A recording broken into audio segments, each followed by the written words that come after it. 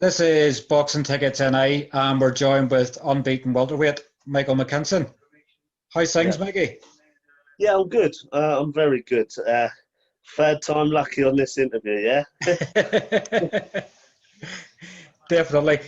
So, Mikey, I guess we'll just kick straight into it. Obviously, you've seen the interview we've done with Paddy Gallagher the other day. Um, what's tell us, obviously, in your thoughts, what's been going on. yeah. I see the interview. I didn't understand any of it. Uh, it would have helped if you put some subtitles on because I had not a clue what Paddy was saying. I, uh, all I got out of it is he thinks I'm annoying, and I talk too much. Like I may be annoying, but if you look on my record, I've backed up every single fight I've had. I've got win, win, win, win, win, win, win. It's all W's. So like, I'm not in this game to make friends. He's a lovely bloke. Paddy's a nice guy. I'm not in this game to make friends. I'm in this game to be successful, to make money for me, my daughter, and make my city proud. Um, so yeah, me and Paddy we were scheduled to fight. Um, on three different dates, I believe, or four different dates. Our management team, where obviously it's hard to get slots at the moment, they kept changing to different shows, different venues, different locations. And I said yes to every single date because I want the fight. I've wanted the fight for a long time. Paddy said yes for the majority of it and then couldn't do the last date for whatever reason. So it's a fight we both want. It's a fight which makes it easy for our management team to make. It makes their job so much easier. Um, so yeah, it's basically like there's no reason why it shouldn't happen and get a date. Like he wants to fight me, I want to fight him. Let's get it on. Definitely, and it's obviously one that we're, looking at records and everything else. You're third in the UK, Paddy's five. You're both same with the MTK. You both want to fight. Obviously, it should happen. Yeah, should happen. I'm MTK's number one welterweight. Paddy's MTK's number two welterweight. Um, I want to prove I'm MTK's best welterweight because, do you know what I mean? I don't believe I get enough recognition. I don't get enough credit to what I deserve. So having a name like Paddy on my CV um, is brilliant for me because I respect him. I respect he's been about like a long time. He's very experienced. But at the end of the day, is one thing being experienced, but the best win on his record's Tony Dixon, the Welsh guy. And no disrespect to Tony Dixon, but I'm levels above that. I've beat guys better than that guy. So yeah, I believe that if this fight gets made, a well prepared Michael McKinson beats Paddy Gallagher all day. And I guess obviously, it's business and at the end of the day, you can still be friends, afterwards. I guess with lockdown, I think something we'd said to Paddy the other day is we haven't really seen any sort of press conferences really, so to speak, people kind of back and forth and build fights up. So like you still have to sell tickets for a behind closed doors fight. So build the fight up the way you normally would and be friends afterwards. That's exactly. I actually put a tweet out last year to Paddy because I wanted to come to Belfast to fight him. I've spent like, a majority of my career in Belfast, a lot of my career in Belfast over the last few years. So I'd love to come over to fight him. And I sent a tweet out last year saying, I'll come over, I'll beat you up in front of your own fans, and then I'll take you for a point afterwards. And I would do that. First point's on me after I beat him up, 100%. Obviously, because of this restrictions for the COVID, chances are it probably won't be in Belfast. Like if we get the date sooner, because I would rather fight him sooner rather than later. I've been training for about 6 weeks for him so far, and there's still no date. So And the last thing I guess you want to burn out as well, obviously overtraining. yeah, exactly. I've had a few good rest days this week, but for me, it's about like at the time I first got offered the fight. Most boxers will say, "Oh, I was training like a Trojan throughout the whole of lockdown." Every boxer's going to say that, but I'm real. When I first got the phone call, I was overweight. I was unfit. which isn't, to be fair, it's not normally like me. It isn't normally like me, but I was probably the heaviest I was in a good couple of years, I believe. Um, so, so yeah, like, but I still jumped at the opportunity. Now my weight's brilliant. I'm feeling great. I'm fit. So it's just about staying focused, keep working as if I've got a fight, because I've got full trust in MTK for delivering. I'm just hoping they get a date sooner rather than later. Definitely. Obviously, looking at the domestic scene, you were the WBO European champion. Um, Yeah. did you vacate the European title, or what's happened with that? No, I was due to defend it in April against Lewis Green. Um, it was a done deal. I believe it was a step back in opposition. No disrespect to Lewis Green, but he had a good ranking at the time. He was fourth. So he was like, okay, it's a British name. Let's take that fight. And then um, COVID happened, the lockdown happened, and it was off. And then I got offered rescheduled the Green fight, but I got told the money would be a lot less than what I got offered, and he had also dropped a good few places in the rankings. And I thought I'm best off holding out because I'm third in the UK. Like, I'm in a position of a big fight. What's the point of taking that for dead money? Yeah. So we said no. I said no. The first ever fight I've ever said no for as well. And then I found out this Paddy thing a few weeks later. It was my first session, so I was buzzing off of it. Come out of the gym and I see that Lewis Crocker's fighting Lewis Green for my belt, and like that's not very fair. Like I didn't get told that I was going to be stripped. Um, like I'm the MTK fighter as well, so I didn't get told I was going to get stripped. I found out through social media that I was no longer the champion, and I had a bit of a whinge, and I I put my thoughts across a little bit. Yeah. But if this Paddy fight gets secured, I believe like I'm not too fussed about the WBO European, because I've been winning these titles for fun regardless. Like I was WBC Youth Champion, WBC International, and the WBO European. So there's going to be more titles, but whilst there's a British name that actually wants to fight me, that's my target right now.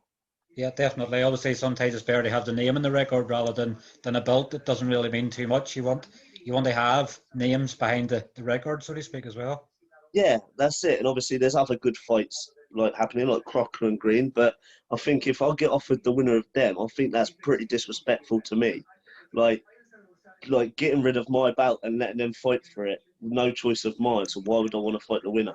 Yeah. Anyway, um, there's the fight, Congo and Clay. Yeah. They've got a WBO European. I've sparred them both. I'm way more than confident that I'd beat both of them on the same day, I believe. You know what I mean? But at this moment in time, my full focus is on Paddy Gallagher and trying to secure this fight. If you look at it, Paddy Gallagher's the biggest name I've fought. If we get it, he's saying it'll be my most entertaining fight. So I'm really up for that challenge. As long as I'm prepared, well, there's no chance he beats me. Yeah. Obviously, I know you've been very respectful of Paddy, from some of the back and forth online. Obviously, his fight with Chris Jenkins, which is just past a year ago, you obviously were in the belief, like a lot of people, that Paddy was robbed on that night. So I think if some people look at Paddy's record, 15 and 5, 15 and 6, they would think, sort of dummy, but as obviously as a lot of people do know that Paddy's no dummy. Yeah, last year, I think after he fought Kawit, I didn't think he was relevant to me because he had a couple of losses in a row. And then that Freddie Kawit gave up his title because he didn't want to fight me. So I thought, what's the point? Like, Paddy's not very relevant for me. But since then, he's obviously coming off that stoppage win against Wales. And also, he was very unlucky with the decision on the Jenkins fight as well. So he's got form and he's relevant to me now. Definitely is. Sort of looking at when you look at Crocker and Green, Clay and Congo, and then potentially yourself and Paddy, it's probably the really really good domestic fights. It's pretty much like a golden contract sort of, so to speak. But you know, if MTK were to offer you golden contract welterweights, you know, would that be something that would entertain you? Yeah, there's a few of them names I probably wouldn't fight unless there was some kind of thing called a like golden contract, because I believe that it's a step back in levels with me. Like, no disrespect, but the Crocker and Green fight, that is a step back in a level for me. Um, I think the winner of Clay and Congo would be ideal, because obviously that would be on a matchroom card. But if it was in a golden contract, it'd be a lot more exciting, and I would fight them guys.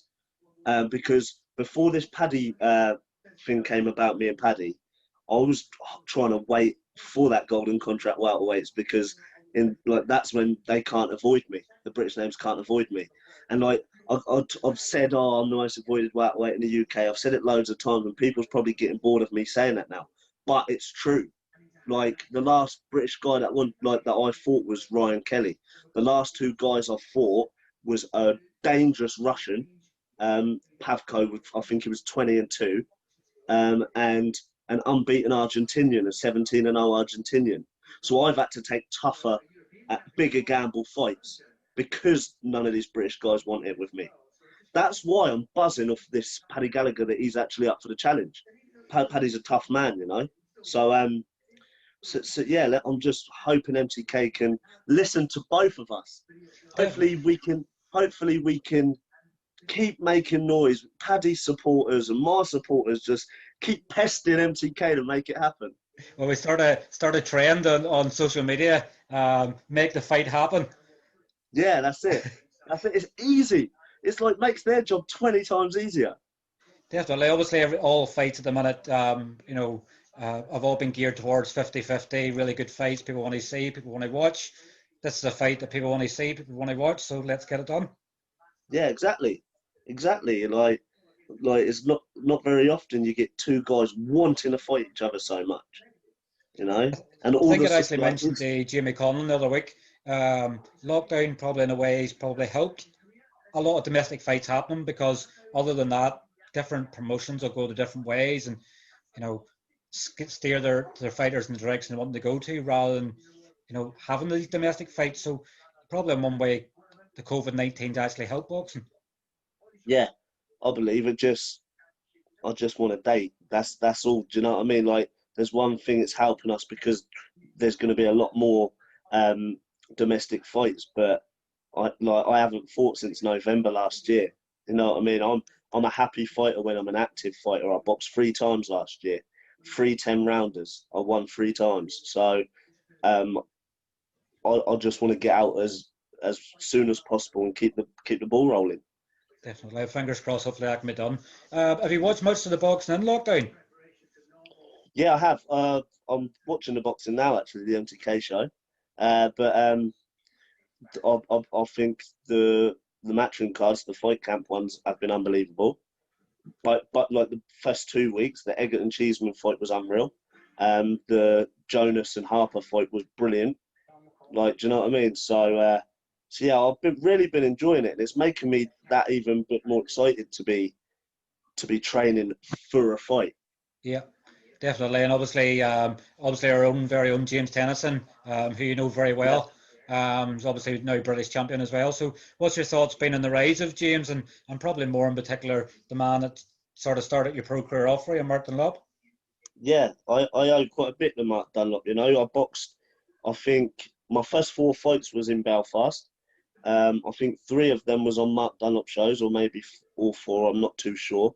Um, so like ever since 2014, October 2014, I've been following his fighters. My brother comes over to Belfast quite a lot. My brother's Lucas Ballingal. He Yeah, spars James a heck of a lot. Do you know what I mean? So it's been good to watch his success, because I'm a fan of his, and obviously with Tommy McCarthy having a bit of success as well, and also obviously Donovan's big fight. yeah, Um, so it's good. Like, it's good to watch that. Um, because I class myself as one of the Belfast boys as well. I spend a lot of time in Belfast. So yeah, I'm a big supporter of all of them. definitely. I think obviously, you know, we're obviously very impartial to the Irish boxing, and you know, probably nowhere beats Belfast in terms of atmosphere. You know, you've experienced it early on in your career. I agree. I agree. The people of Belfast are brilliant people, big boxing people as well. I would love the opportunity to fight over in Belfast again.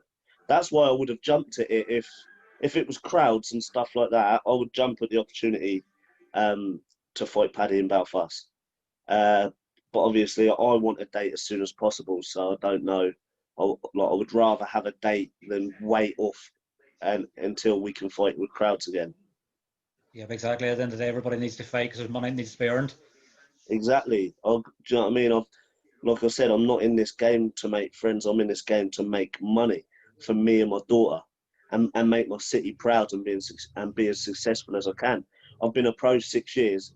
I've had to do things the hard way. I don't believe I get enough recognition for what I have achieved the hard way. I was an average amateur, didn't win anything as an amateur. I've had to take risks and be in 50-50 fights. Like most of my fights, my title fights anyway, have been 50-50s and I've been doubted. Do you know what I mean? So I don't get enough recognition for what I've achieved in boxing. But I've been a pro 6 years, and I don't want to be waiting until I'm 30 until I get these big fights. Yeah. I'm ready to go now. Yeah, fantastic. So obviously we know the chief, the Sean McComb fight's about to start. So I guess we'll sort of leave it with, have you anything you want to say to Paddy and obviously the lead up to getting this fight done? Yeah. I didn't really understand a word you were saying on your interview, Paddy, but you said I talk a lot. I do talk a lot, but if you look at my record, mate, I back it up also. But like I said, let's get this fight on. I promise you 100% I will beat you. And then I promise you as well, I'll take you up the pub afterwards and buy the first pint. Well, Mikey, listen, thanks very much for your time. Obviously let you go and enjoy the rest of the evening's boxing. And fingers crossed we'll hopefully get some fight news soon. Brilliant. Thank you very All right, much. cheers. Take care. Thank you. Bye-bye. Bye.